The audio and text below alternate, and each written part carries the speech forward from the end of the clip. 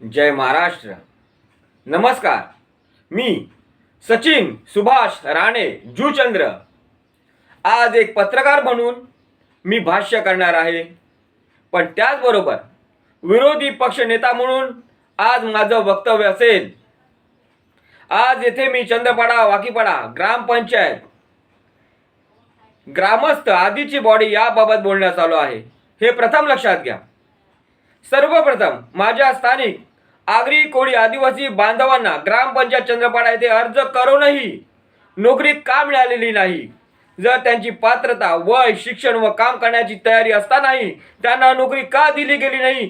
जर 25 वर्षे वय असताना आज 40 वर्षे वय उलटून पार झाले तरी त्यांना नोकरीपासून वंचित का राहावे लागले आहे?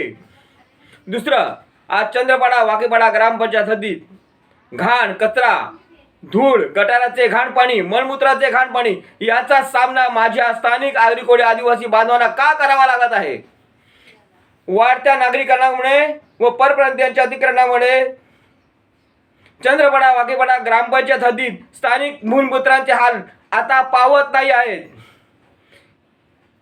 हव्या तशा प्रमाणात येथे अनधिकृत बिल्डिंग उभ्या होत आहेत आणि झाल्या सुद्धा आहेत.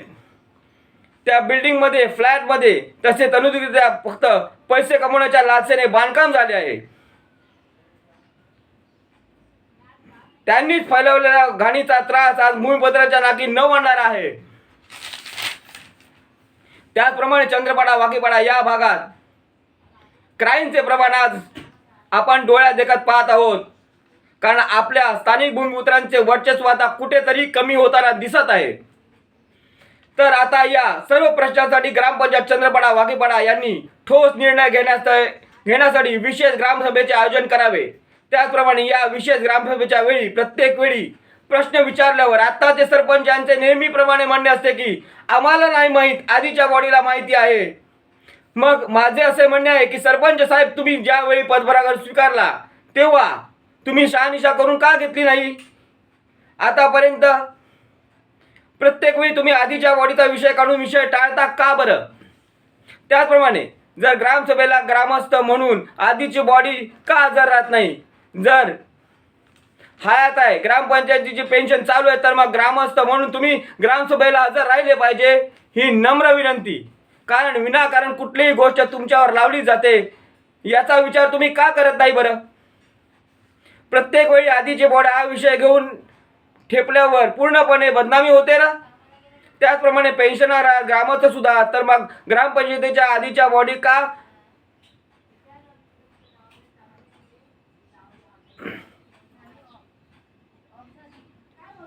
काम कसे होत आहे हे पाहणं तुमचं कर्तव्य आहे. जिवंत नागरिक म्हणून पाहणं सुद्धा तुमचं कर्तव्य आहे. त्याचप्रमाणे आता ग्रामपंचायतीच्या सर्व सभा लाईव्ह टेलिकास्ट करण्यात याव्यात व पोलीस बंदोबस्त ठेवण्यात यावा. त्यावेळी ही नम्र विनंती. तिसरी गोष्ट, आपल्या ग्रामपंचायत चंद्रपाडा वाकीपाडा भागात परप्रांतीय बांगलादेशी नागरिकांचा सुद्धा सुशेष झालेला आहे, हे पाहावयास मिळत आहे. एखाद्या परप्रांतीयाचा फ्लॅट भाड्याने किंवा विकत तो घेतो व इतर नागरिकांना राहायला देतो. जर NOC त्याच्या नावावर असली तरी तो राहणारा तो नसतो. त्यामुळे आता या कारणामुळे बांगलादेशी नागरिक सुद्धा बिनधास्तपणे कुठेही राहत आहेत. मग चाळी असू दे त्या फ्लॅट असू दे, यामुळे कायद्याचे लक्ष त्यांच्याकडे जाणं सुद्धा जिकिरीचं होऊन बसलेलं आहे, शक्यच नाही. त्याचप्रमाणे भारत सरकारला माझी विनंती आहे की जर ग्रामपंचायत बॉडी मध्ये आधीचे सरपंच सदस्य ग्रामस्थ असूनही ग्रामसभेला उपस्थित नसतील तर त्यांची पेन्शन ताबडतोब बंद करण्यात यावी. ग्रामपंचायतमध्ये शिक्षण पात्र वय अटीनुसार असूनही ज्यांच्या नोकरीचा अर्ज स्वीकारलेला नाही किंबहुना जाणून बुजून त्यांना नोकरीपासून वंचित ठेवलेले आहे, अशा सर्वांना महागाई भत्ता व त्याचप्रमाणे अजूनही नोकरी मिळाली नाही का याचे स्वरूप त्यांना रक्कम स्वरूप देण्यात यावी. ही रक्कम 5 लाख रुपयापर्यंत देण्यात यावी, ही नम्र विनंती. कारण संपूर्ण आयुष्य ज्यांनी या नोकरी मिळेल या भावनेने या आशेने खर्च केले आहे, ही रक्कम केंद्र सरकारने देण्यात यावी. कारण हा बरोबर अर्जधारकांना मिळेल, ज्याला काम सुद्धा मिळालेले नाही. ही नम्र विनंती आहे. ग्रामपंचायत भागामध्ये झालेले अनधिकृत बांधकाम तोडून, ग्रामपंचायत चंद्रपाडा भागामध्ये अनधिकृत बांधकाम तोडून तेथे वृक्ष लागवड करण्यात यावी. मग ती बिल्डिंग असो, फ्लॅट असो, आणखी कोणती काही असू दे. शासकीय जमिनीवर आता अतिक्रमण झालं असेल ते हटवून दुसरे कोणती वास्तू उभी न करता तेथे वृक्ष लागवड करण्यात यावी व त्या भागाचा हरित क्रांती घडवून पुन्हा जंगलाचे स्वरूप प्राप्त करून देण्यासाठी सहकार्य करावे, देण्यात यावे. जय महाराष्ट्र. ग्रामपंचायतमध्ये कर्मचारी वर्ग याची ताबडतोब नेमणूक करून स्थानिक भूमिपुत्रांना तेथे काम देण्याची तातडीची तरतूद करण्यात यावी. गावाची स्वच्छता देखभाल ज्याप्रमाणे स्थानिक लोक घेऊ शकतात, करू शकतात, त्याप्रमाणे आणखी कोणीच करू शकत नाही. ग्रामपंचायत भागात परप्रांतांचे वाढते लोंढे आता कमी करण्यात काय, पण बंद करण्यात यावे. गाव पुन्हा गाववाल्यांच्या ताब्यात हवाली करण्यात यावा. ग्रामपंचायतमध्ये भ्रष्टाचार झाला असेल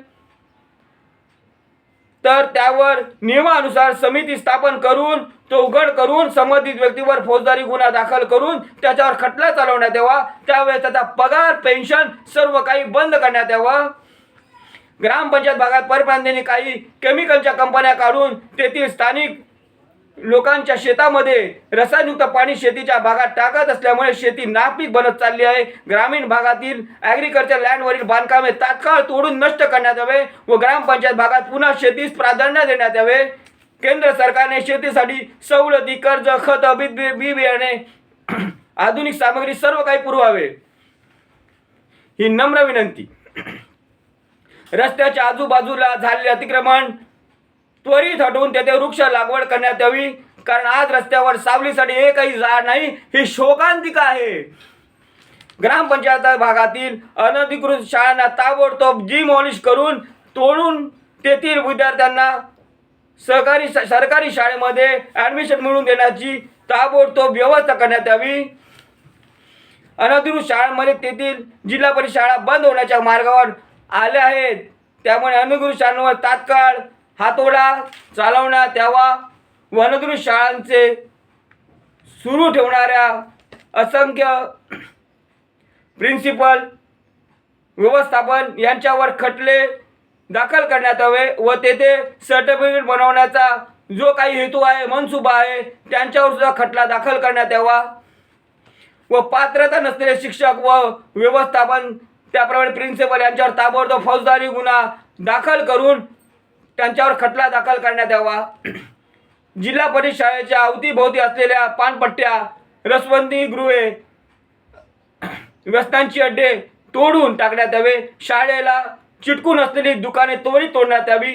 हातगाडी, वडापाववाल्यांचे ठेलेही रसबंदी उसाचे रस ताबडतोब तेथून हटवण्यात यावे. शाळेला चिटकून असलेली भाजीपाल्याची दुकाने त्वरित हटवण्यात यावी. एकूणच काय तर शाळेला मोकळा श्वास घेता येईल असे पोषकयुक्त वातावरण तयार करण्यात यावे व तेथे वृक्ष लागवड करण्यात यावी. एकूणच काय, अनधिकृत बांधकामे तोडून तिथे वृक्ष लागवड करण्यात यावी.